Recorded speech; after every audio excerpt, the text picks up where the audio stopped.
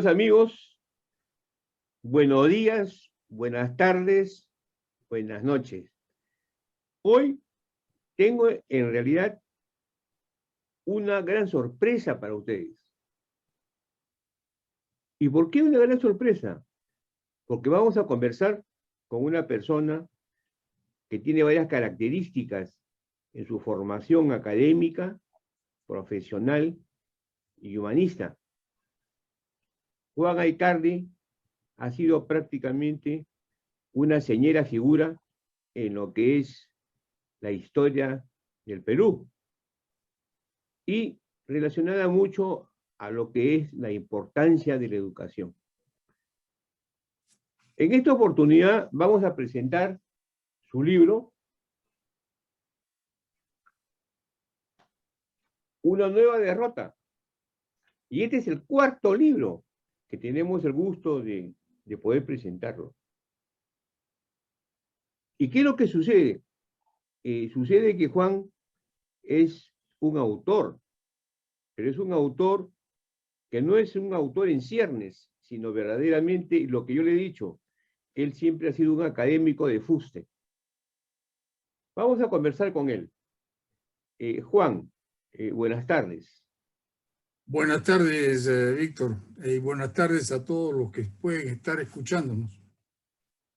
Verdaderamente tu obra, vamos a hablar sobre tu obra en esta oportunidad y la importancia y trascendencia de tu obra.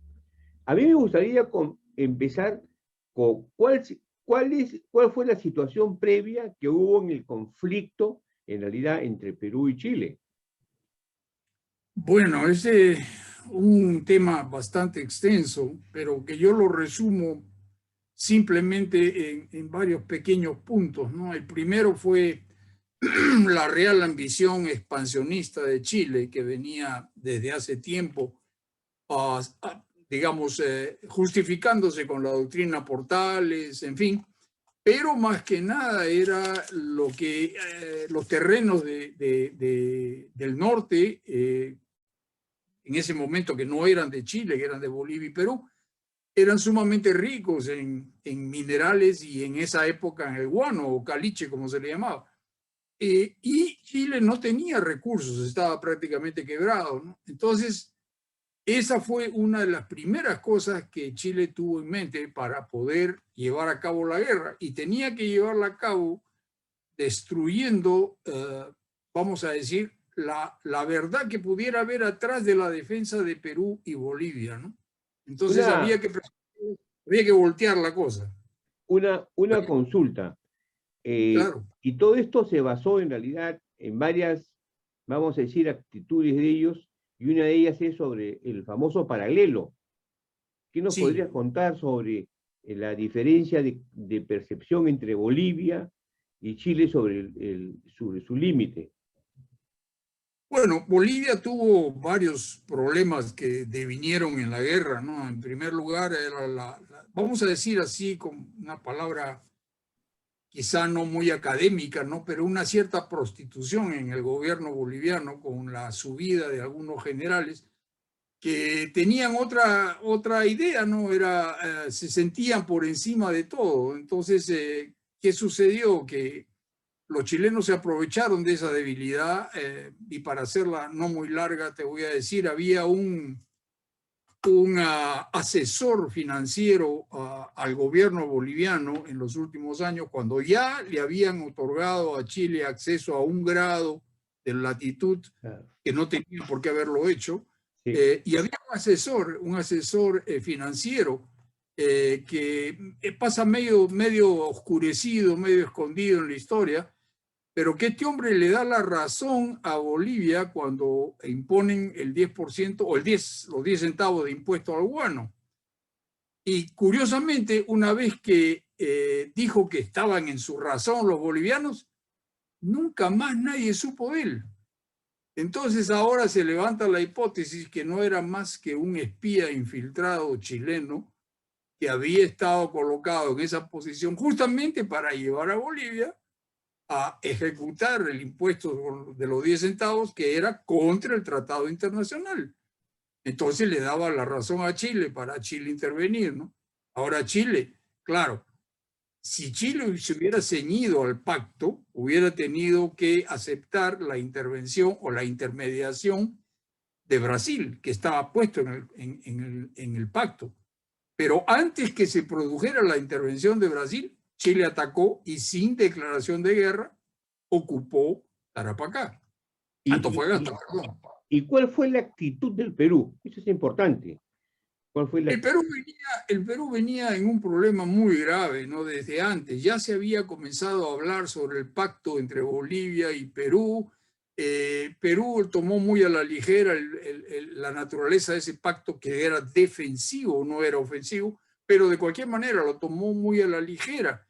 Entonces, ¿qué pasó? No hubo consulta de la parte, digamos, diplomática, que es la que cerró el trato, con la parte, digamos, que tendría que poner el pecho, o sea, con las Fuerzas Armadas, ¿no? O sea, firmaron el pacto sin saber la situación en que se encontraba la Fuerza Armada, que está completamente desguarnecida, sin haber asegurado el pacto con Argentina, que hubiera sido lo que neutralizaría a Chile, y simplemente firmaron. Entonces era como entrar a una pelea contra un tipo que está armado y entrar con las manos limpias, ¿no? O sea, Era suicidio. Fue una miopía geopolítica en realidad.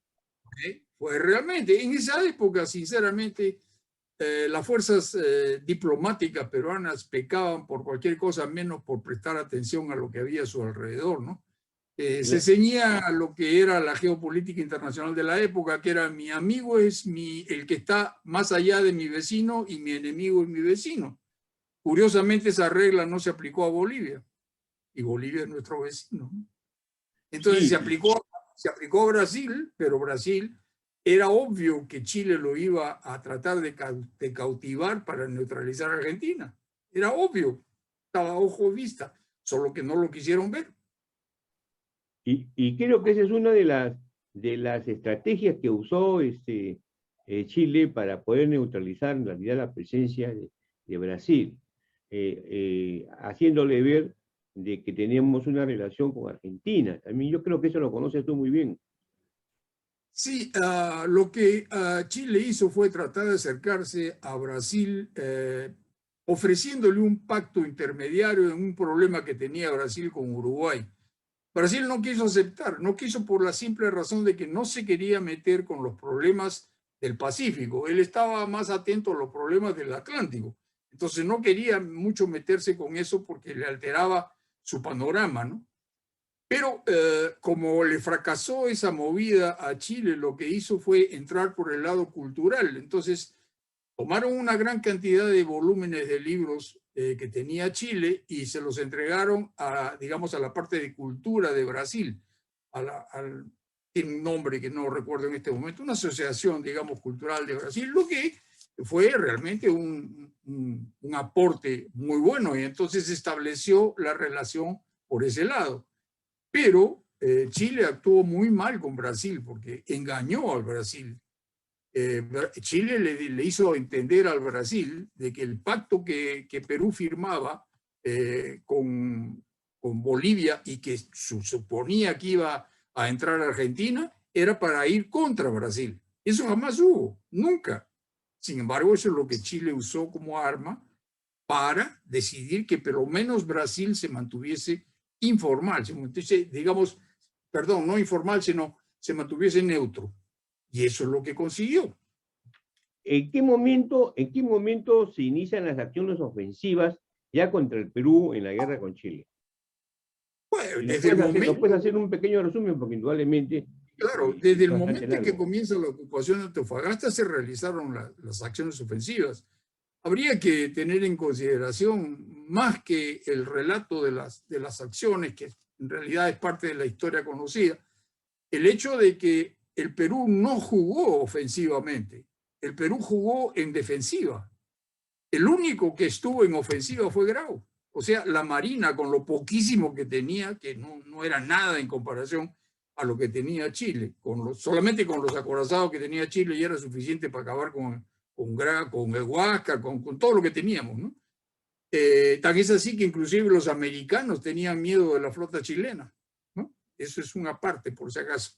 Entonces, Sí, dime. Es importante que lo que acabas de decir, Grau en realidad con el Huáscar realizó dos estrategias. Una de la flota en existencia y la otra es la guerra del Corsario. O sea que verdaderamente Grau con el Huáscar inmovilizó en realidad la Fuerza Naval chilena y por otro lado las estaba a golpes, como el caso de la captura del buque chileno Rímac, ¿no? Y eso es algo bien interesante, que lo estás Mira, relatando tú, de la presencia del almirante Grau en la guerra con Chile, ¿no? yo creo que es importante hacer ver de que toda la eficiencia de la Marina chilena no se demostró, no hubo eficiencia, porque inclusive se logró el cambio de la Comandancia General de Marina, porque no había resultado en las operaciones navales. Grau los tenía locos, era una pulga en un perro, ¿no? El perro se rascaba, pero no sabía por dónde le iba a picar la pulga. Entonces, por eso te digo de que la función de Grau fue fantástica, ¿no? Porque fue el único que se mantuvo en ofensiva en toda su campaña. Y lo hizo con un buque que no le respondía ante lo que tenía delante. Él sabía que se iba a inmolar. Claro. Él sabía que iba a morir en algún momento. Lo tenía por fijo. No había cómo escapar. Y sucedió, ¿no? A esto tienes que agregarle la lamentable posición del presidente de entonces, de Pierola, que simplemente fue, pues, para mí, un traidor, ¿no? Traidor al cubo, ¿no? Porque se antepuso sus intereses personales, sus intereses políticos, los antepuso a los intereses de la patria, de la guerra. Entonces tuvo varios desmanes al respecto, ¿no? Sí, hay una cosa que en tu libro tú la tratas de una manera bien personalizada, pormenorizada, mejor dicho. Me refiero, en tu libro habla mucho tú de las ligas patrióticas. Ya Sí. en el devenir del conflicto, no solamente es un enfrentamiento entre las fuerzas militares, sino la civilidad, sí. El peruanismo. El concepto de peruanismo, por ejemplo, se presenta en estas ligas. No sé si nos puedes contar algo sobre las ligas patrióticas. Sí, claro. Las ligas patrióticas se forman con la ocupación de Tacna y de Arica, ¿no? En ese momento se forman las ligas. ¿Por qué? Porque los chilenos comenzaron a hostilizar a los peruanos que residían en esas áreas y que eran los que tenían derecho sobre el terreno, ¿no? O sea, sobre las casas, sobre sus propiedades. Pero ellos, como habían invadido, los querían dejar de lado para que a la hora que se realizase el plebiscito que estaba contemplado en el pacto de guerra, todo ese terreno pasase a propiedad de Chile, ¿no?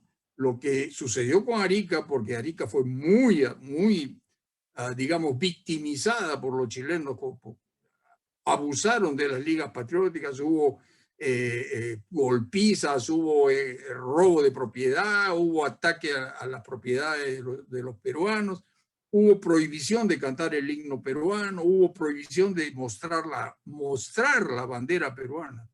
Hasta eso los chilenos hicieron. Y lo hicieron en Tacna. Pero en Tacna te acordarás que hubo la bendita procesión de la bandera, ¿no?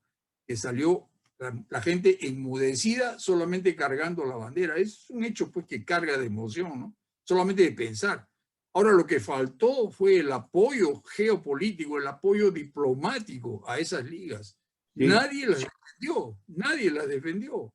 Entonces esa gente sufrió por nada, porque nadie movió un desgraciado dedo para ayudarlas. Por eso te digo que la parte diplomática falló muchísimo en la guerra, muchísimo. No tuvo presencia. El problema de un liderazgo geopolítico, quizás también por la formación que tenían los líderes del Perú en ese momento, ¿no? Yo diría de que no había profesionalismo en la parte diplomática. Claro. Yo pienso que había mucha improvisación, un poco como hubo improvisación en la parte militar, ¿no? Porque Pierola colocaba a partidarios de él como comandantes de batallón, o sea, coroneles, cuando no sabían la misa, la media de lo que era comandar un batallón. ¿Y qué pasó? Cuando venían los enfrentamientos desde Arica, porque desde Arica hubo coroneles que se fugaron antes de la batalla. Uno de ellos es un tal coronel Belaúnde, que escapó de Arica, ¿no? Entonces, y en la línea de Miraflores hubo varios coroneles que huyeron a Huacho, ¿no? Y otros que se mantuvieron, ¿dónde? En el Reducto 10, que ahora no existe más, que nunca tuvo nada que ver en la guerra, porque ahí estaba Piérola, y que no participó de la lucha, y Piérola no los dejó participar a 5.000 hombres que estaban ahí en reserva. Entonces, como tú ves, mucha indiferencia a la guerra. No se comprendió realmente lo que era la guerra en sí. No se le dio valor a la pérdida de un territorio que suponía esa guerra. Y eso se repite después en varios años posteriores, ¿no? Se repite cuando perdimos tierra para los brasileros, todo el Acre, ¿no? Junto con Bolivia. Lo perdimos por indiferencia del cuerpo diplomático, ¿no? Que les interesó un pito, digamos, de que los brasileros entraran a explorar la tierra que era nuestra. Nadie hizo nada. Entonces después dijeron, no, la Fuerza Armada. No, perdón. ¿Cómo firman un pacto para hacer un plebiscito cuando sabían que no había nadie peruano dentro? No había ningún peruano. Entonces, cuando hacen el plebiscito, ¿quién iba a salir? Todos los bandeirantes brasileños, ¿no? Entonces, y eso fue lo que pasó. Entonces, perdimos el Acre, ¿por qué? ¿Por falta de la Fuerza Armada? No, por falta de diplomacia. Como perdimos el trapecio de Leticia por lo mismo, ¿no? Entonces, es discutible esa situación, ¿no? Hay un tema que vamos entrando ya en el campo muy importante, que la pregunta sería, ¿cuál fue el efecto educativo en la política de la guerra? ¿Qué es lo que pasó con nuestra comunidad universitaria, con nuestros profesionales?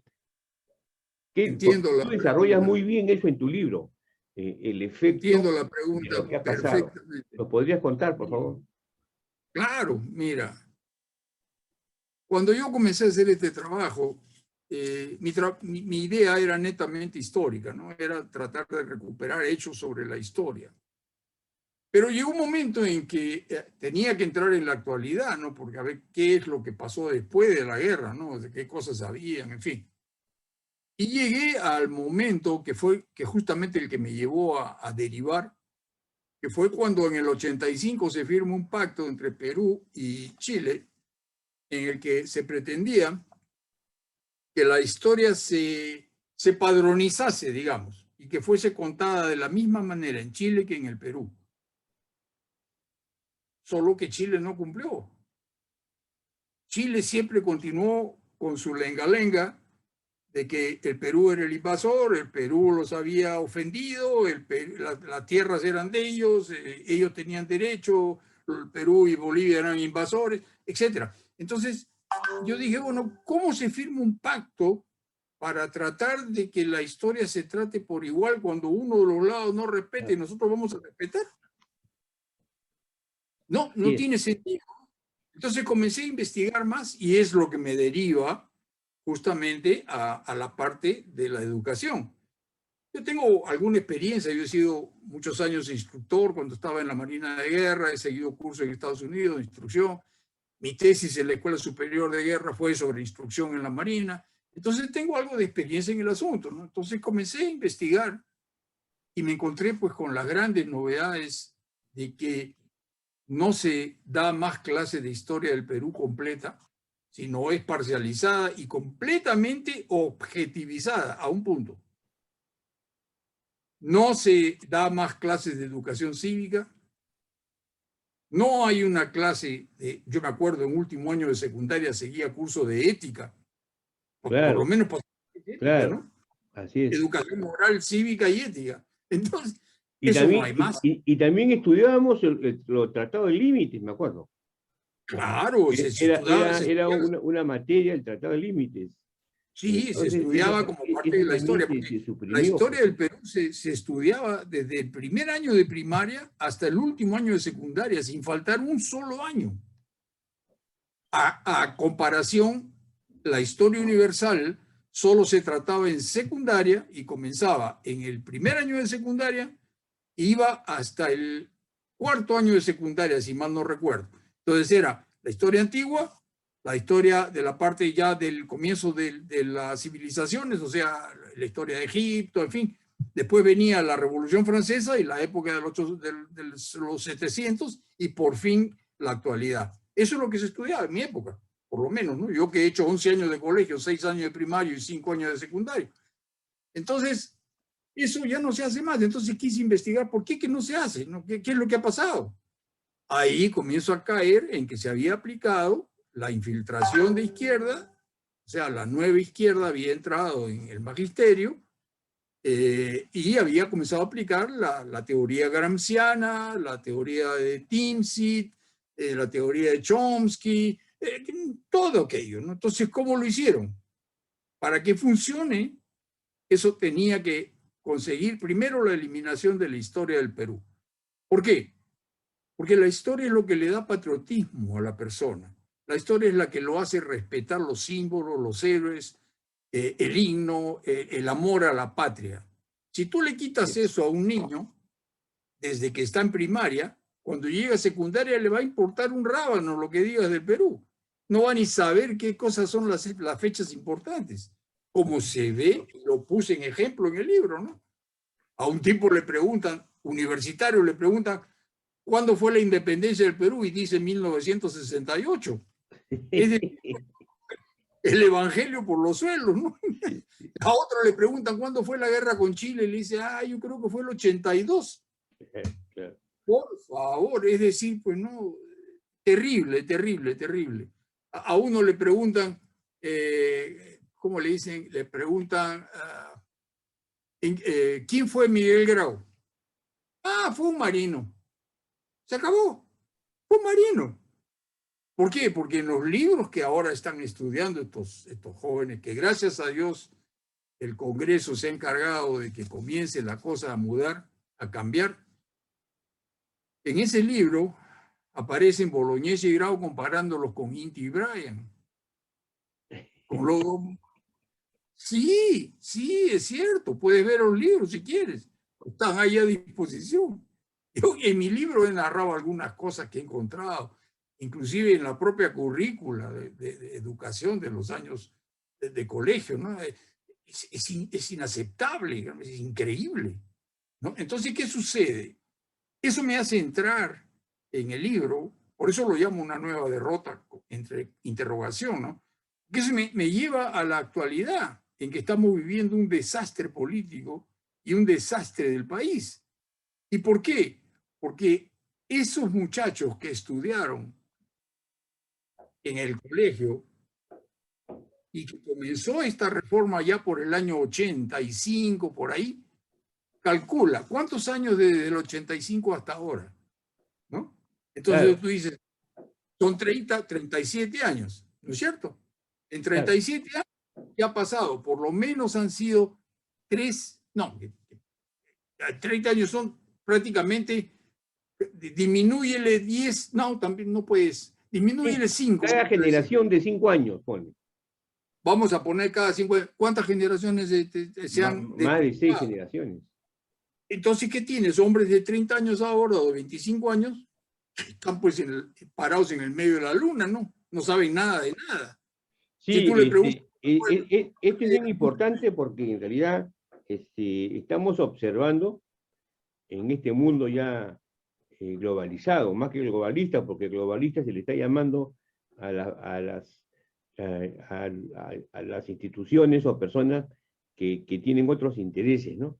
Pero la globalización es importante porque le permite en realidad a los ciudadanos identificarse con sus productos, identificarse con el valor agregado cultural que pueden ellos dar y mejorar su calidad de vida.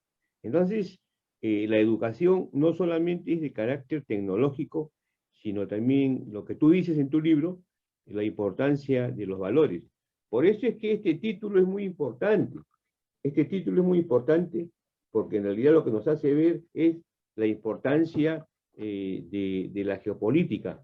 ¿Y cómo ves tú la geopolítica actual y su efecto? Mira, dicen que la política varía con los años porque los objetivos cambian, ¿no?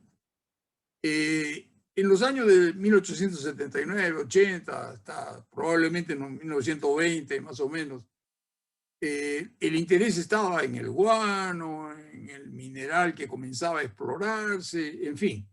Y después comenzó a variar para otros lados, ¿no?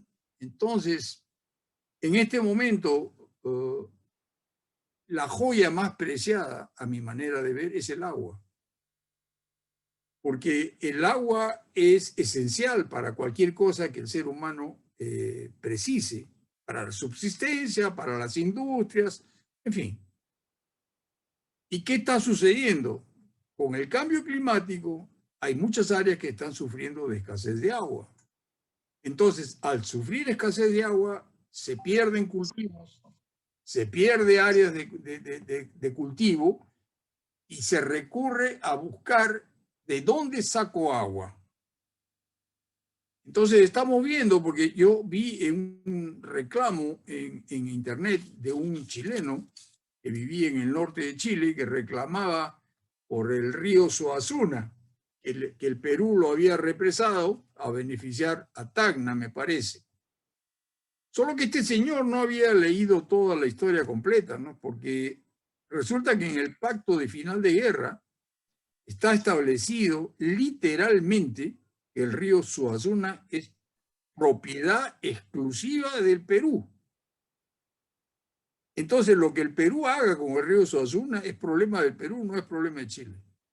¿Y por qué es eso? Porque la naciente sale de Perú y pasa solamente, me parece que son 3 o 7 kilómetros, no recuerdo bien, no me acuerdo en este momento, pero me parece que son no máximo 7 kilómetros en una especie de recodo que el río pasa por territorio chileno. Y lo que él quería era que terminasen con la represa para que él pueda tener agua para cultivar. Pero lo que no dicen, por ejemplo, es que hay empresas que están perforando pozos, que están extrayendo agua de los afluentes del Titicaca. Y entonces, ¿en qué quedamos? ¿El Titicaca de quién es? ¿De Chile o de Bolivia? Y de Perú, ¿no? Claro. Entonces, ¿quién les da el derecho de extraer esa agua sin hacer un pacto, sin hacer un tratado, sin nada? ¿Te das cuenta? Entonces, eso te pone en onda de que el problema actual va a derivar hacia el agua. Entonces yo veo la geopolítica que tendría que orientarse para analizar esos aspectos y ver qué posición se toma. Y cuando digo agua me refiero también al mar, ¿no? Porque fíjate, el tratado que se hizo con Chile sobre la parte marítima no nos fue muy beneficioso, que digamos, porque toda la pesca se la están llevando ellos, ¿no? Se permitió esa mochada, digamos, del límite y le dimos acceso para que se llevasen la anchoveta. Claro, Entonces, el tema de la riqueza ictiológica es muy importante en el proceso, en realidad, del desarrollo de las especies marinas. Y lo que tú dices es totalmente cierto. Y también sucede de que algunas disposiciones políticas hacen de que la anchoveta continúe hacia el sur, y en el sur del Perú no se aprovecha en realidad la pesca de la anchoveta, por lo cual hay muchas plantas de harina que ya prácticamente se han cerrado. Entonces, el tema de la riqueza ictiológica es muy importante porque migra, la riqueza ictiológica migra. Entonces, ese es un tema que seguramente también hay que considerarlo dentro del aspecto de la geopolítica, que en realidad es el mar. Muy bien, mira, muchas gracias, Juan. Y una pregunta, porque tu y, libro es muy interesante, y antes de decirnos dónde podemos encontrarlo, me gustaría un mensaje, porque tú estás bastante preocupado de hacia dónde vamos con la educación en el Perú. Me gustaría escucharte. mira, yo tengo un pensamiento bastante particular al respecto, ¿no? Entonces yo pienso que es hora y es imprescindible, necesario, de que se haga una revisión completa del Ministerio de Educación que se elimine todo lo que está infiltrado en ese ministerio, que todavía hay buenos profesores por ahí, no todos son malos, no todos son ineficientes, digamos, no, o son ideológicamente incapaces, no, hay buenos profesores. Entonces rescatemos los valores, ¿no? Comenzando por ahí. Claro, así es. En segundo lugar, yo siempre he pensado de que la educación en el Perú, a pesar de que la Constitución dice que es derecho del individuo, pienso de que cuando uno dice, usted tiene un derecho, simultáneamente debe decirle, pero también tiene una obligación. Claro. Y lo que falta es eso, o sea, decirle al tipo, mira, yo te voy a financiar la carrera. ¿Qué quieres ser? Yo quiero ser ingeniero. Muy bien, yo te financio la universidad, le dice el Estado. Y el Estado le paga la educación, los 5 años, 6 años, lo que sea, ¿no? Pero le pone condiciones. Primera condición, tú no puedes repetir más de una vez un año. Porque si no, hay tipos que se eternizan, ¿no? 5 años en el mismo ciclo. El tipo pues no tiene capacidad o no sirve para eso, ¿no? Y el segundo, usted se va a formar como ingeniero. En el momento en que usted se forme como ingeniero, automáticamente pasa a ser empleado del Estado. El Estado lo podrá enviar donde necesite servicios de un ingeniero y le va a pagar el sueldo que le pagaría a un ingeniero contratado en ese puesto. Eso por 3 años. Pasados los 3 años, usted es libre de quedarse, fundar su empresa, irse a trabajar en otro lado, lo que usted quiera. Pero en 3 años es lo que usted me va a pagar a mí por haberle financiado la carrera. ¿Te das cuenta? O sea, el Estado no le regala nada, pero se beneficia con la profesión que el hombre ha conseguido a costa del erario público. Entonces, ese hombre está devolviéndole algo al Estado.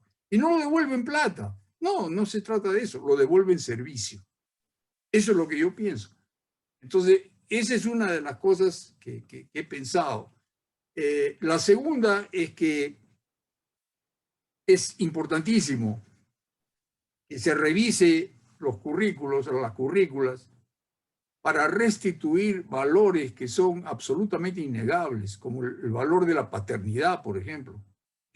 Soy yo el padre, yo tengo el derecho de saber qué le van a enseñar a mi hijo y si lo permito. Así es. Porque es lo que se está haciendo con la ideología de género. Le están metiendo eso a criaturas de 7, 8, 9 años que puede ser lo que quiere, hombre o mujer, por favor.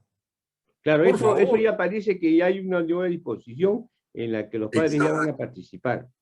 Exacto. Esto ha sido recién hace poco, ¿no? Sí, en el Congreso lo ha establecido y ya hubo el protesto de quién, de los caviares. Ya hubo el protesto de los caviares. ¿Por qué? Porque siempre se han nutrido de esa área. ¿Te das cuenta? Entonces, todo es política, le han metido política a todo. Entonces, ese es, en todo caso, lo que trato de decir en el libro. Hay un tema muy importante también, Juan, antes de saber dónde podemos comprar tu libro, que eso es fundamental, que nos lo digas de una manera regular para poder después presentarlo en el vídeo.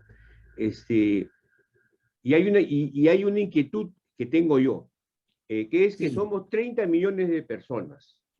De los 30 millones de personas, los 2/3 es mano de obra no calificada. Y tenemos 1/3 de mano de obra calificada, donde hay técnicos, donde hay profesionales con maestría y algo de doctorado. Entonces, nos encontramos ante una realidad globalizada donde se ha pasado de la mecanización a la automatización, a los sistemas robóticos, a la nanotecnología y a la inteligencia artificial.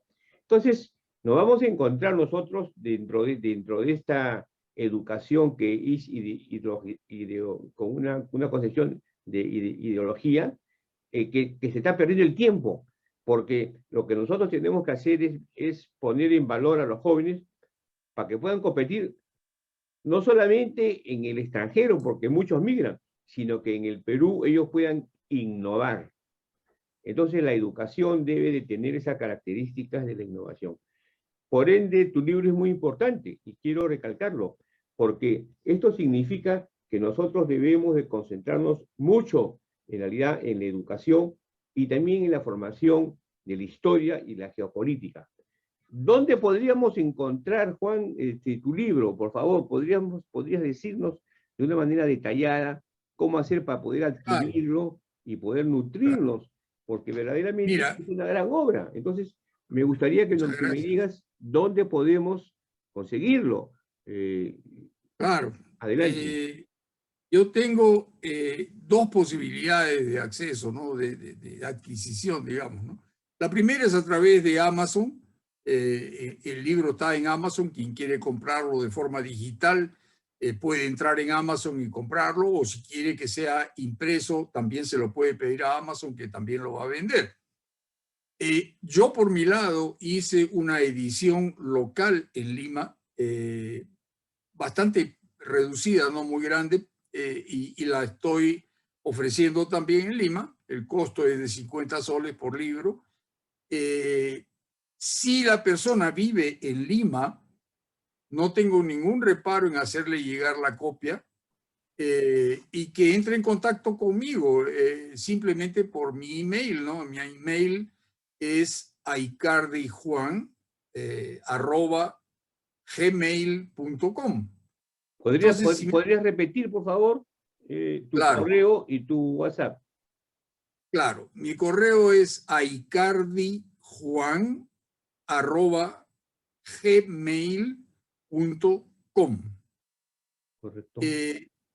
Y mi WhatsApp es, te lo voy a dar en este momento. Es importante el estar en comunicación porque tú tienes una buena característica sobre tu libro para los peruanos, que es que haces el delivery, o sea, le haces llegar el libro a Sin su costo. domicilio.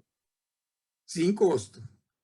Ok, mi WhatsApp es 55, que sería el código de Brasil, 11 97 699 1344. Adelante va 5511. 55 es Brasil, 11 San Paulo. Claro, lo que nosotros tenemos es que Juan vive en Brasil. Entonces, es una gran oportunidad para poder tener su libro. Su libro está acá en el mercado local y también en Amazon. Yo sugiero que tengamos todo este libro como libro de cabecera porque nos hace adentrarnos en una realidad nacional que es poco conocida. Es poco conocida porque pensamos que la educación está fuera de los avatares de la historia, pero no. La educación es un proceso a través de la historia. Y en la historia hay situaciones de conflicto y hay situaciones en realidad delicadas que tenemos que afrontar. Entonces, si en nuestra formación, en nuestros hijos, debemos hacerle conocer esta importancia. Unas palabras finales, por favor, Juan, para poder cerrar esta edición. Solamente quisiera especificar que el libro tiene 3 partes. Una primera parte que es la narrativa sobre la guerra con Chile, las conclusiones finales, algunas cosas adicionales que, como yo he escrito otros 3 libros, que es la trilogía de la guerra con Chile, aquí lo he puesto en una forma separada. La segunda parte es un análisis actual, ya un análisis, digamos, de la época de las ligas patrióticas, la actitud de cada país durante la guerra, en fin. Y la tercera parte es justamente la parte de la educación que va hasta la actualidad. Entonces agradezco mucho la delicadeza que has tenido, Víctor, en hacerme esta entrevista. Agradezco la atención de las personas que se han dignado escucharnos y estoy a disposición para quien no recuerda mi número, mi WhatsApp o lo que sea, simplemente me pasa un email, que es más fácil recordarlo, aicardijuan@gmail.com, y yo le voy a responder inmediatamente, sin ningún problema. Entonces, vamos a colocar al final de esta entrevista, de una manera específica, dónde te pueden ubicar. Muchas gracias, perfecto. Juan, y te agradezco tu gentileza y tu caballerosidad, porque eres un autor prolífico y es muy importante. Vamos a encontrar el link de esta grabación en YouTube. De tal forma que es muy fácil encontrar ese link para poder ver la grabación nuevamente.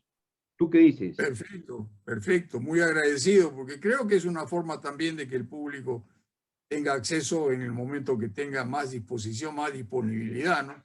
Así es. A veces no tiene la hora, entonces poniéndolo en YouTube, pues cuando yo tenga tiempo lo veo, no hay problema. Sí, me parece excelente. Muchas gracias, Juan. De todas maneras, gracias a todos ustedes y nos estamos viendo. Buenas tardes. Nos vemos. Chao, buenas noches.